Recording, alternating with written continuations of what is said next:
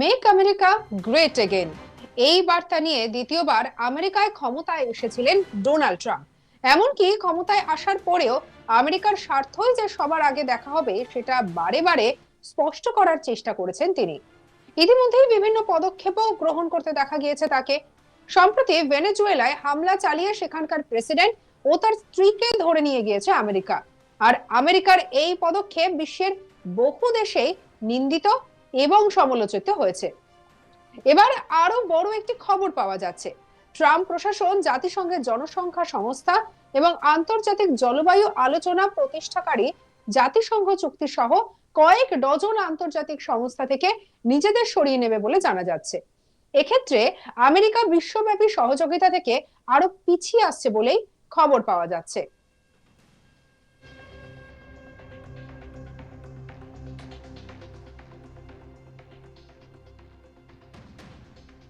President Donald Trump বুধবার 7 জানুয়ারি 2026 ছেষট্টিটি সংস্থা এবং কমিশনের জন্য আমেরিকার সহায়তা স্থগিত করে একটি নির্বাহী আদেশে স্বাক্ষর করেছেন, যার ফলে তার প্রশাসন জাতিসংঘের সঙ্গে সম্পর্কিত সংস্থাগুলি সহ সমস্ত আন্তর্জাতিক সংস্থাগুলিতে অংশগ্রহণ এবং তহবিল পর্যালোচনা করার নির্দেশ দিয়েছে।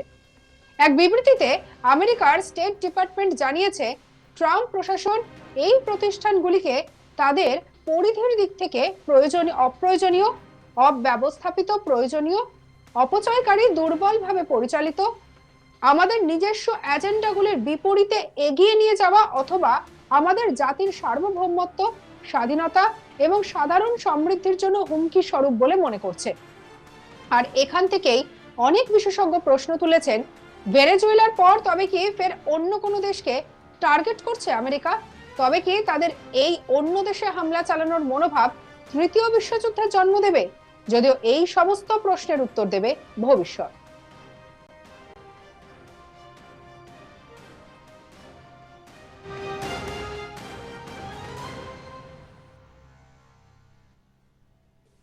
মনে রাখতে হবে, দ্বিতীয়বার ক্ষমতায় আসার পর থেকেই ট্রাম্পের বিভিন্ন সিদ্ধান্ত এবং পদক্ষেপ নিয়ে প্রবল চর্চা হয়েছে। এমনকি ট্যারিফ ইস্যুতে সম্প্রতি বারে বারে আলোচনায় উঠে এসেছে আমেরিকা ভারতের মধ্যেকার বর্তমান পরিস্থিতি। আর এরই মাঝে আরো এক খবর পাওয়া গিয়েছে, ভারত এবং চীনের ওপরে 500% শুল্ক বাড়িয়ে দিতে পারে আমেরিকা। আগামী সপ্তাহের শুরুতেই এই বড় ধাক্কাটি দিতে পারে আমেরিকার প্রেসিডেন্ট ডোনাল্ড ট্রাম্প। ট্রাম্প একটি দ্বিদলীয় নিষেধাজ্ঞা বিল অনুমোদন দেওয়ার ইঙ্গিত দিয়েছে। আর এই বিলের মাধ্যমে রাশিয়া থেকে তেল কেনে এমন দেশগুলিকে শাস্তি দেওয়ার ক্ষমতা থাকবে ওয়াশিংটনের হাতে। রিপাবলিকান সেনেটর লিন্ডসি গ্রাহাম এক পোস্টে জানান, বুধবার একটি ফলপ্রসূ বৈঠকের পর প্রেসিডেন্ট এই আইনটিকে সবুজ সংকেত দিয়েছেন। তিনি বলেন, আগামী সপ্তাহেই এই বিলটি ভোটাভুটির জন্য তোলা হতে পারে। এই আইন প্রেসিডেন্ট ট্রাম্পকে চীন, ভারত এবং ব্রাজিলের মতো দেশগুলির উপরে বড় চাপ তৈরি করার সুযোগ দেবে। তাদেরকে রাশিয়া থেকে ছাড়ে তেল কেনা বন্ধ করতে বাধ্য করা হবে। তার বক্তব্য, এই আইন প্রেসিডেন্ট ট্রাম্পকে সেই দেশগুলির শাস্তি দেওয়ার ক্ষমতা দেবে যারা সস্তায় রুশ তেল কিনে পুতিনের যুদ্ধযন্ত্রকে জ্বালানি যোগাচ্ছে।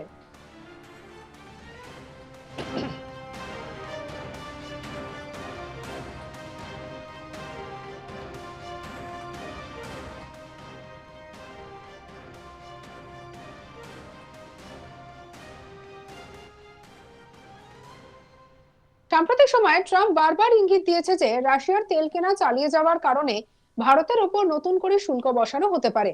গত সপ্তাহান্তে এয়ারফোর্স ওয়ানে সাংবাদিকদের সঙ্গে কথা বলতে গিয়ে ট্রাম্প বলেন, প্রধানমন্ত্রী নরেন্দ্র মোদী জানতেন আমি খুশি নই, উনি আমাকে খুশি করতে পারেননি। এদিকে যা কিছু আমেরিকার স্বার্থের পরিপন্থী তা বাতিল করেছেন ডোনাল্ড ট্রাম্প। তিনি ইতিমধ্যেই একটি স্মারকলিপিতে স্বাক্ষর করে ফেলেছেন এই মর্মে। ট্রাম্প প্রশাসন তার আমেরিকা ফার্স্ট নীতির অনুসরণ করে এই চুক্তি বাতিলের তালিকায় রেখেছেন ভারত এবং ফ্রান্সের আন্তর্জাতিক সৌরশক্তি চুক্তিকেও। মোট 66টি বিশ্বব্যাপী সংস্থা থেকে নিজেদের সরিয়ে নেওয়ার কথা ঘোষণা করেছেন আমেরিকার প্রেসিডেন্ট। হোয়াইট হাউস এবং সংস্থাগুলিকে আমেরিকার সার্বভৌমত্ব এবং অর্থনৈতিক স্বার্থের বিরোধী বলে উল্লেখ করেছেন।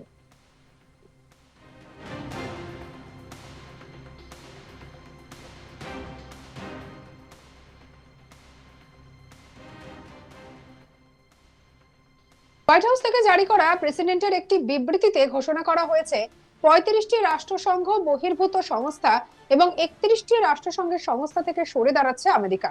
এই সংস্থাগুলির মধ্যে রয়েছে ভারত এবং ফ্রান্সের আন্তর্জাতিক সোলার অ্যালায়েন্স, পরিবেশ সংক্রান্ত গুরুত্বপূর্ণ সংস্থা International Union for Conservation of Nature এবং Intergovernmental Panel on Climate Change. এছাড়াও তালিকায় রয়েছে International Energy Forum, International Renewable Energy Agency, Partnership for Atlantic Cooperation এবং গ্লোবাল কাউন্টার টেরোরিজম ফোরাম সহ আরো বেশ কয়েকটি সংস্থা।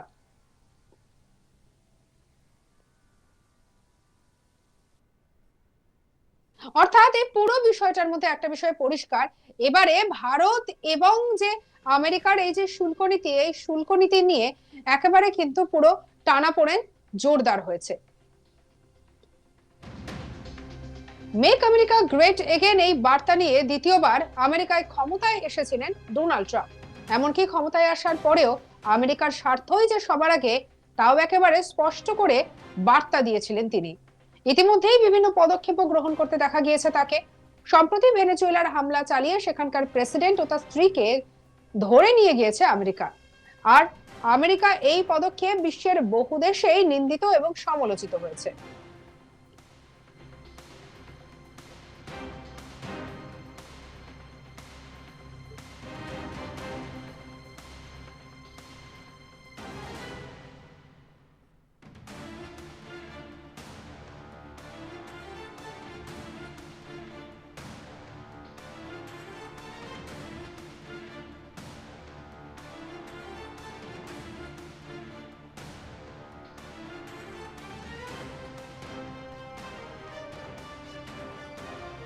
এবার আরো একটি বড় খবর পাওয়া যাচ্ছে। ট্রাম্প প্রশাসন জাতিসংঘের জনসংখ্যা সংস্থা এবং আন্তর্জাতিক জলবায়ু আলোচনা প্রতিষ্ঠাকারী জাতিসংঘ চুক্তি সহ কয়েক ডজন আন্তর্জাতিক সংস্থা থেকে নিজেদের সরিয়ে নেবে বলে জানা যাচ্ছে।